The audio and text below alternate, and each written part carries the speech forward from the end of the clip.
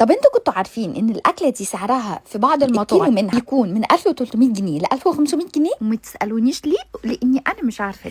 هنجيب بوله وهنضرب بصلايه مع طماطمايه بنص كوبايه ميه وهنحطها في البوله عندنا، وبعدين نحط عليها معلقتين هريسه شطه، شويه صويا صوص، وطبعا شويه عسل ابيض او عسل اسود، وعلى كل ده بقى نحط شويه زيت زيتون، وبعدين طبعا الملح، 7 بهارات، فلفل اسود، رشه جوز الطيب ببشرها ناعم جدا جدا وبحطها على كل ده. اخر حاجه عندي بقى ودي مهمه جدا جدا في تتبيلات الفراخ، اللحمه، السمك، ما بسيبهاش يا جماعه، ما بفوتهاش في اي تتبيله طالما عندي معلقتين حلوين من المستردة، وقلبي بقى تقليبه حلوه ودقيها وادعي. ودول بقى 2 كيلو ريش. عايزه اقول لك الريش وهي من عند الجزار سعرها عادي جدا، يعني اغلى حاجه 450، مجرد ما تتشوي عند الحاتي او تتعمل في طاجن، ما اعرفش ليه السعر بيضرب في 3 اضعاف.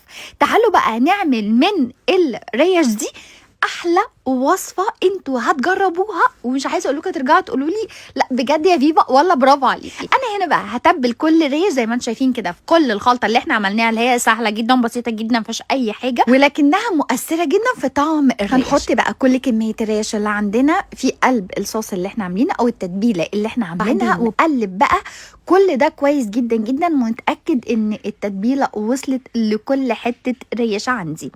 طبعا عايزه اقول لكم الريش ما بتاخدش تسويه خالص، وهي من القطعيات اللي مميزه جدا جدا من اللحمه. قلبتها كلها وتأكدت ان كل التتبيلة وصلت لكل الريش. هدخلها بقى عندي هنا التلاجة لمدة 2-3 ولو طبعا عايزين او عندكم الوقت تقعدوها طول الليل هيبقى احسن كتير.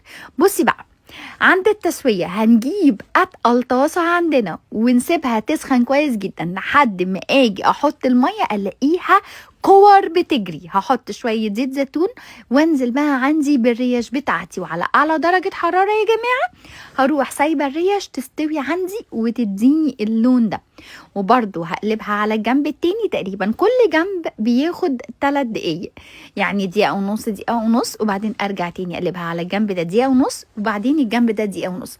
بس هقول تاني على اعلى درجة حرارة، وكل اللي بحطه زيت زيتون وبس. استوت عندي ادتني لون خطير، بس ده مع تسوية. طبعا ممكن جدا تتقدم بالشكل ده ونحط جنبها شوية سلطة طحينة وعيش ورز وكله هيبقى تمام جدا.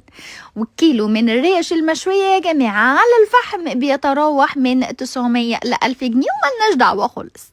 هاجي بقى هنا في الطاسة بعد ما اخلص كل اللحمة عندي واسويها بالشكل ده، احط عندي هنا بصل متقطع جوليان، واحط عليه كمان طماطم متقطعة جوليان، وبعدين عندي هنا الفلفل الحار والفلفل الرومي، هديهم تقليبه كويس جدا.